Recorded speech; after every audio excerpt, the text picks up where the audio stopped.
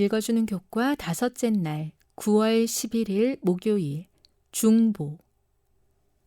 출애굽기 32장 30에서 32절을 읽어보라. 모세는 죄인들을 위한 중보 기도에서 어떤 모습까지 보였는가? 그들의 반역으로 인해 이스라엘 진영에서는 많은 사람이 죽는 것을 비롯한 끔찍한 일들이 일어났다. 다음 날 모세는 백성들에게 이렇게 선언했다. 너희가 큰 죄를 범하였도다. 내가 이제 여호와께로 올라가노니 혹 너희를 위하여 속죄가 될까 하노라. 모세가 여호와께로 다시 나아가 여짜오되 슬프도소이다. 이 백성이 자기들을 위하여 금신을 만들어 싸우니 큰 죄를 범하였나이다. 그러나 이제 그들의 죄를 사하시옵소서. 그렇지 아니하시오면 원하건대 주께서 기록하신 책에서 내 이름을 지워버려 주옵소서. 모세가 그리스도의 표상으로 여겨지는 것도 당연한 일이다. 죄인을 위해 중보 기도하고 그들을 위해 기꺼이 자신의 목숨을 내어 놓으려는 의지는 그리스도께서 우리 모두를 위해 하실 일을 분명히 보여주었다. 죄인들을 향한 그의 사랑은 얼마나 놀라운 모범인가. 그는 주님을 향한 온전한 헌신을 보였고 백성들을 위해 희생하는 사랑을 보여주었다.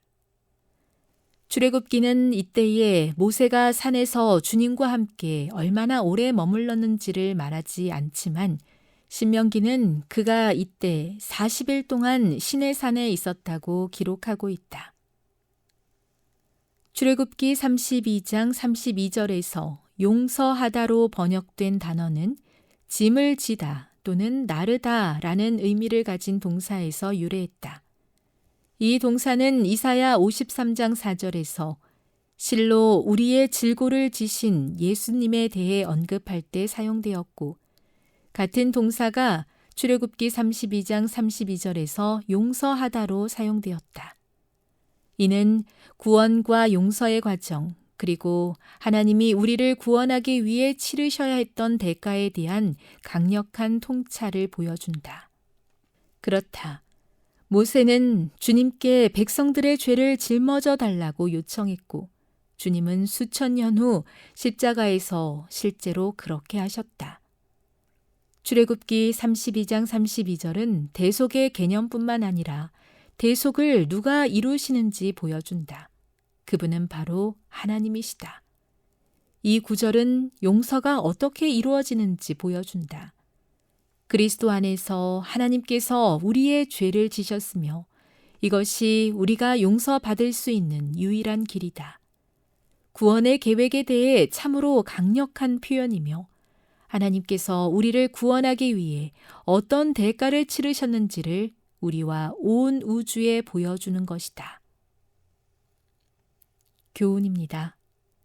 백성들을 위해 중보하면서 용서를 구할 때 모세는 주님께 백성들의 죄를 짊어져 달라고 요청했고 주님은 수천 년 후 십자가에서 실제로 그렇게 하셨다. 묵상. 모세는 하나님께 백성들의 죄를 짊어 달라고 간구했고 하나님은 기도를 들으시며 결국 예수 안에서 하나님께서 그 일을 행하신 것을 묵상해 보십시오. 적용. 이 진리는 타락한 인류를 향한 하나님의 사랑에 대해 무엇을 말해줍니까? 이 놀라운 진리를 어떻게 이해하며 세상에 전해야 하겠습니까? 영감의 교훈입니다. 중보자 모세. 이스라엘 백성의 불신과 원망과 무서운 범죄로 하나님께서 그들에 대하여 크게 진노하셨을 때에 그들에 대한 모세의 사랑이 시험을 받았다. 하나님께서는 저희를 멸하고 모세를 통해 큰 나라를 만들겠다고 제안하셨다. 모세는 백성들을 위해 간절히 애원함으로 이스라엘에 대한 사랑을 나타냈다. 그는 고통 중에 하나님께 그 진노하심을 돌이키사 이스라엘을 용서해 달라고 간청했으며 그렇지 않으면 자기 이름을 주의 책에서 지워달라고 기도했다. 살아남는 이들 206 목숨까지 아끼지 않으면서 죄인을 위해 중보하신 예수님의 사랑에 감사합니다. 예수께서 우리를 위해서 하신 놀라운 일을 분명히 기억하게 하옵소서. 백성들을 위해 온전히 헌신하고 사랑한 그들과 같은 사랑이 우리에게도 있게 하옵소서.